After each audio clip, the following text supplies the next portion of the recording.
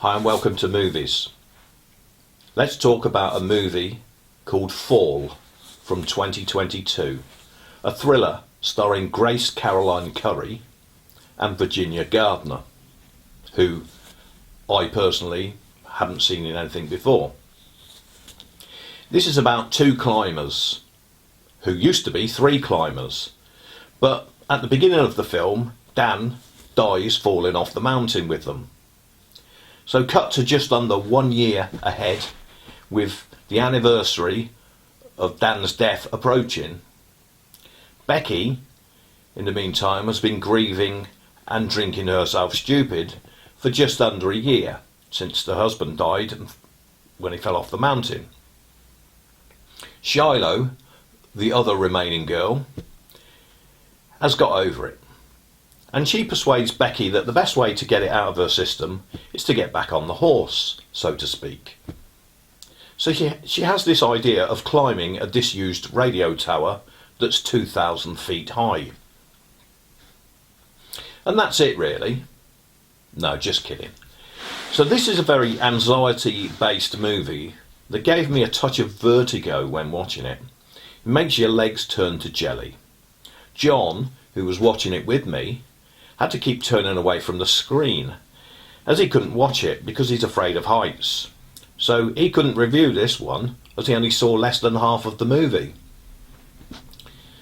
This is an old weather-beaten abandoned mast with a wind factor and rattling rivets amongst other things to keep the action tense. And as you can imagine, the climb does not go as planned. That's not a spoiler, because if it's just climbing up and climbing down, there's not really much of a film, is there? So in the end, they need to find the courage to climb up and return home, or at least die trying. The majority of this movie is two people trying to climb a mast and then trying to get down. Having said that, the director, Scott Mann, does manage to keep the suspense going, which can be quite a challenge with only two main characters and a tall pointy thing in the air. The other side of the movie is about loss. It's about grieving, and then the challenge of getting your shit together again and facing your fears. And although the two girls are best friends, as the movie progresses, they find out things about each other that they didn't know before. I never really got the climbing thing, but then on a personal level, I had a friend who fell off Mont Blanc and died when we were in our mid-20s. So I see this sport as a risky, dangerous waste of lives. But that's me. I picked up on a few things that they could have tried, and there were things that didn't make a lot of sense to me in the film. But as you near the end, things slot into place and become clearer. This was an okay watch, and I feel it's going to be more effective on the largest screen you can see it on.